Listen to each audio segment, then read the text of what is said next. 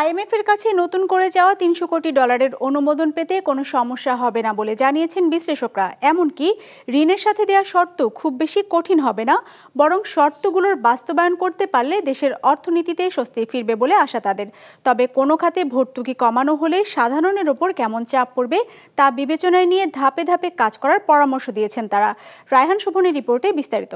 ২৫০টিরও বেশি design option নিয়ে Walton smart fridge, বোঝে আপনার প্রয়োজন। অর্থনীতির সংকট উত্তরণে ২০২২ সালের জুলাই মাসে আইএমএফ এর কাছে ৪৭০ কোটি ডলারের ঋণের আবেদন করে তৎকালীন আওয়ামী লীগ সরকার। ৬ মাস পরে বেশ কিছু শর্ত জুড়ে ঋণের অনুমোদন দেয় সংস্থাটি। সেখান থেকে ৩ কিস্তিতে এখন পর্যন্ত ২৩১ কোটি ডলার অর্থ ছাড় করেছে আইএমএফ। বাকি ২৩৯ কোটি ডলার দেওয়ার কথা আছে ৪ কিস্তিতে ২০২৬ সাল পর্যন্ত। কিন্তু সেই প্যাকেজ শেষ হবার আগেই রাষ্ট্র সংস্কার ও পরিবর্তিত পরিস্থিতিতে অর্থনৈতিক সংকট সামাল দিতে আরও ৩০০ কোটি ডলার চেয়েছে অন্তর্বর্তী সরকার। কন্ডিশনগুলো নিয়ে যে নেগোশিয়েট হবে এবং এবং এরা হয়তোবা নেগোসিয়েশনের সময় হয়তোবা কিছু কথাবার্তা আপনার আর্গুমেন্ট কাউন্টার আর্গুমেন্ট হবে, কিন্তু এই এই এই লাইন অফ ক্রেডিটটা পেতে আমার মনে হয় না তেমন কোনো সমস্যা হবে। আইএমএফ এর চলমান প্যাকেজের আওতায় সংস্কার কাজগুলো পর্যালোচনার জন্য এরই মধ্যে ঢাকায় সফর করেছে সংস্থাটির একটি প্রতিনিধি দল। বৈঠক করেছে বাংলাদেশ ব্যাংক, অর্থ মন্ত্রণালয় সহ সরকারের বিভিন্ন দপ্তরের সঙ্গে। চলমান প্যাকেজের আওতায় গুরুত্ব দেওয়া হয়েছে অভ্যন্তরীণ ঋণ, বিদেশি ঋণ, ঋণের বিপরীতে সরকারি গ্যারান্টি, মধ্যমেয়াদী ঋণ ব্যবস্থাপনার কৌশলপত্র বাস্তবায়ন, সঞ্চয়পত্রের বিক্রি কমানোর পরিকল্পনা সহ অর্থনীতির নানা বিষয় নিয়ে। জানা গেছে নতুন প্যাকেজের জন্য শর্ত হিসেবে গুরুত্ব দেওয়া হতে পারে কর ব্যবস্থাপনা, ঋণ ব্যবস্থাপনা ও ভর্তুকি ব্যবস্থাপনার সংস্কারে। বিশেষ করে চাপ আসতে পারে গ্যাস, বিদ্যুৎ, জ্বালানি তেল ও সারের ভর্তুকি কমানোর বিষয়টিতে। ওনারা হয়তো চাবেন যে ট্যাক্সের পরিমাণ বাড়ানো, ট্যাক্স জিডিপি রেশিও যেন ভালো করে।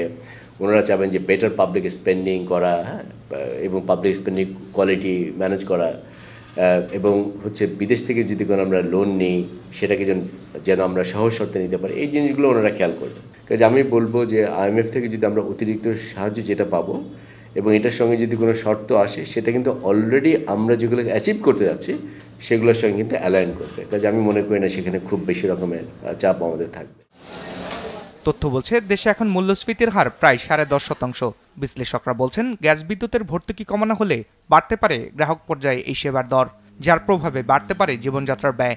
এমন পরিস্থিতিতে মানুষের উপর ভর্তুকি কমানোর প্রভাব বিবেচনায় নিয়ে ধাপে ধাপে কাজ করার পরামর্শ দিয়েছেন বিশ্লেষকরা। যেহেতু মূল্যস্ফীতির একটা চাপ আছে, এখন যদি আমরা ঢালাওভাবে সব যদি ভর্তুকি কমিয়ে আনার চেষ্টা করি তাহলে কিন্তু এটা হয়তো ভোক্তাদের একটি জন্য কঠিন হতে পারে। আমি শিওর এই বিষয়টি যারা নীতি নির্ধারক আছেন তারা চিন্তা করে দেখবেন। এটা একটি, আমি বলবো যে একটা পলিসি অপশন আমাদের সঙ্গে, এটাকে একটু ডেলিকেটলি আমাদেরকে ব্যবহার করতে হবে।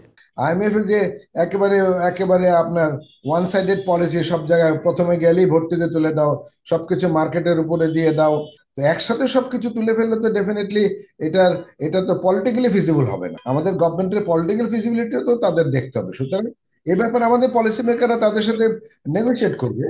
অর্থ মন্ত্রণালয়ের সূত্রে জানা গেছে চলতি বছরের জুন পর্যন্ত দেশি বিদেশি ঋণ দাঁড়িয়েছে ১৫৬ billion dollar. Raihan Shovon, business report, Maasranga television.